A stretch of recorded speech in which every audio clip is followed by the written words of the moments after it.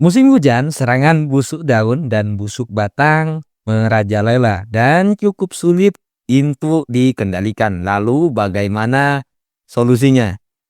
Yuk simak berikut ini supaya teman-teman semuanya, teman-teman petani, sobat nandur, tidak gagal paham. Assalamualaikum warahmatullahi wabarakatuh. Kembali lagi di channel Sobat Nandur, Om dan Tante semuanya, bagaimana cara mengobati busuk daun dan busuk batang. Dan bagaimana cara mencegahnya. Cuaca ekstrim menjadi kendala bagi petani di musim hujan, terutama petani cabai rawit. Intensitas hujan tinggi bisa mengakibatkan serangan jamur yang terlihat pada bagian daun yang membusuk dan pada bagian batang juga.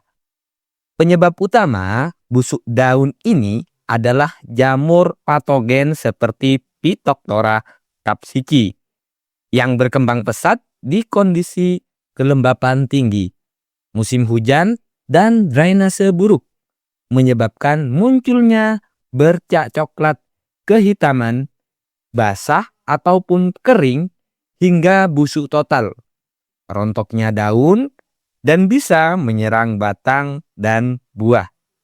Penyebab lainnya termasuk bibit kurang sehat, pemumpukan nitrogen berlebih, dan kurangnya nutrisi yang lengkap. Oke, biar tidak lama-lama, Om dan Tante semuanya, kita bahas ke poin pertama, yaitu masalah kelembapan dan pH tanah. Ini berhubungan dengan jarak tanam dan drainase air. Kelembapan yang tinggi adalah faktor lingkungan utama yang memicu mempercepat serangan jamur pada tanaman cabai. Kondisi lembab, sering hujan, embun pagi, dan jarak tanam yang sangat rapat menciptakan iklim mikro yang ideal bagi spora jamur untuk tumbuh, berkecambah, dan menginfeksi tanaman. Pemicu utama infeksi jamur yaitu kelembapan udara yang tinggi, mempermudah spora jamur menempel dan berkecambah pada daun, batang, dan buah cabai. Saat musim hujan, percikan air hujan dapat memindahkan spora jamur tersebut dari tanah ke daun atau ke antar tanaman. Lingkungan lembab, terutama akibat genangan air, meningkatkan risiko busuk daun dan busuk batang. Lebih parahnya lagi yang bisa mengakibatkan layu fusarium. Makanya kita perlu melakukan perbaikan drainase air, jangan sampai mengendang di lahan kita, dan mengatur jarak tanamnya minimal 40 sampai 50 cm. Semakin lebar tentunya semakin bagus jika itu di musim hujan. Lalu bagaimana cara mengatasi dampak kelembapan tersebut? Yang pertama yaitu mengatur jarak tanam. Jangan terlalu rapat untuk meningkatkan sirkulasi udara dan mengurangi kelembapan mikro. Minimal jarak tanam yang ideal menurut saya 50 ataupun 40 cm dikali 50. Nah, itu minimal ya. Misalnya pakai 60 atau kali 60, 50 kali 60 itu bisa. Atau bisa memakai 40 cm namun cuma satu baris. Cara mengatasi kelembaban yang lainnya yaitu menggunakan mulsa. Mulsa plastik bisa membantu mencegah genangan air langsung di sekitar batang. Dan gulutan kita itu kelembabannya terjaga. Sehingga ketika musim hujan tidak terlalu basah di area perakaran. Selanjutnya yaitu masalah drainase atau pengolahan lahan. Pastikan drainase Anda di lahan itu berjalan dengan baik atau berfungsi dengan baik agar tidak ada genangan air sehingga tanah tidak terlalu lembab. Kita lanjut ke pembahasan menjaga pH tanah tetap ideal. pH tanah antara 6 sampai 7 bisa menekan pertumbuhan jamur. Gunakan kapur dolomit yang ditabur secara langsung di bagian lubang tanam atau di bagian gulutan. Bisa juga memakai rendaman air dolomit untuk aplikasi kocor untuk rendaman air dolomit ini cukup efektif menaikkan pH tanah yang ngedrop. Pilihan lainnya bisa menggunakan abu bakaran atau arang sekam atau arang kayu yang sudah dihaluskan. Intinya bagaimana cara kita untuk menjaga pH tanah tetap ideal. Karena banyak petani yang bingung di daerahnya itu kesulitan untuk mencari kapur dolomit. Ya sudah, kita memakai abu bakaran atau arang. Kalau ada arang sekam. Nah, itu opsional. Sama saja fungsinya. Oke, kita lanjut ke poin yang kedua, yaitu nutrisi atau pemupukan. Jadi, nutrisi dan pemupukan ini juga berkaitan dengan jamur.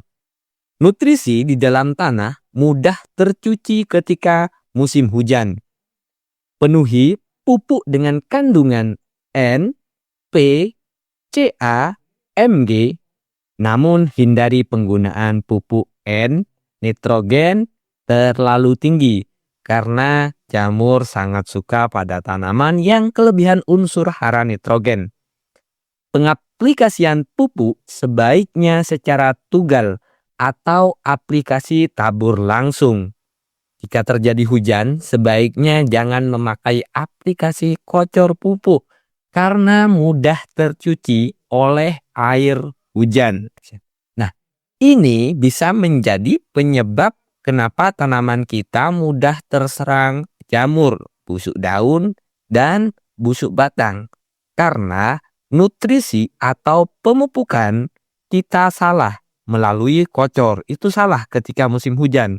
Jadi sebaiknya kita tugal, buat lubang baru masukkan pupuknya lalu ditutup dengan tanah. Itu lebih efektif.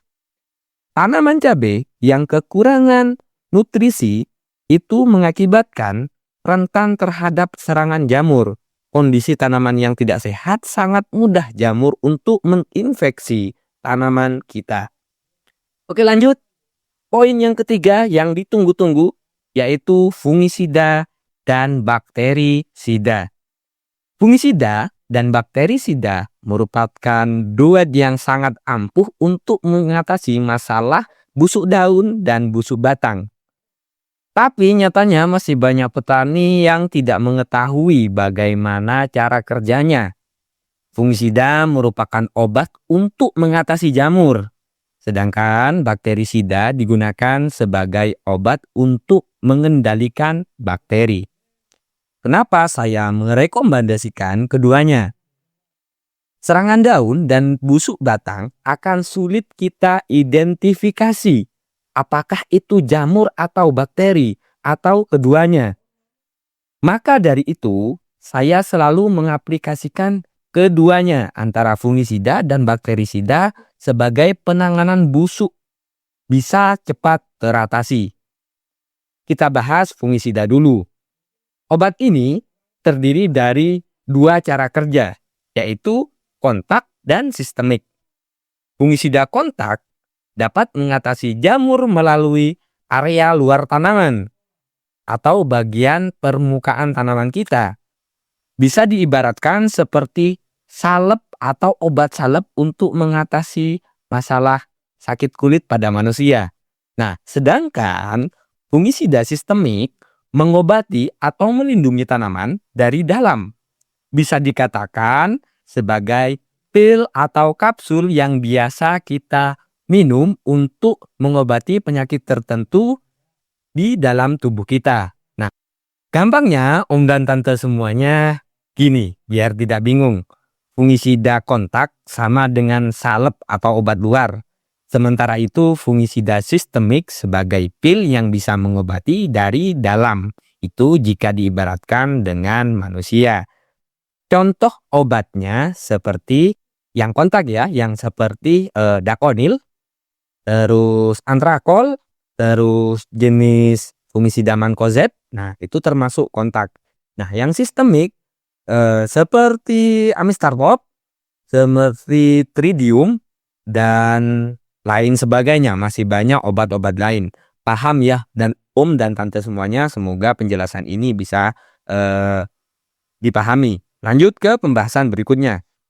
bakterisida. Nah, ini beda dengan fungisida. Bakterisida adalah agen, zat, atau bahan kimia yang berfungsi untuk membunuh bakteri patogen. Berbeda dengan bakteri ostatik yang hanya menghambat pertumbuhannya. Bakterisida digunakan sebagai disinfektan, antiseptik, atau pestisida khusus untuk pertanian untuk mengendalikan penyakit layu, busuk, dan hawar daun akibat bakteri. Berikut ini adalah poin penting yang perlu kita pelajari tentang bakterisida. Fungsi utama, membunuh bakteri secara langsung dan sering digunakan dalam proses sterilisasi atau desinfeksi. Bakterisida dapat berupa bahan kimia, sintetik, antibiotik, desinfektan, atau agen biologis. Karakteristiknya memiliki konsentrasi bakterisida minimum atau MBC yang merupakan dosis terendah untuk membunuh 99,9% bakteri. Makanya jenis bakterisida sangat ampuh untuk mengatasi serangan bakteri pada tanaman. Oke, kita lanjutkan ke poin tentang racikan fungisida dan bakterisida. Yang pertama, fungisida. Fungisida kontak bisa Anda pilih salah satunya, yaitu antrakol, ditan, dakonil.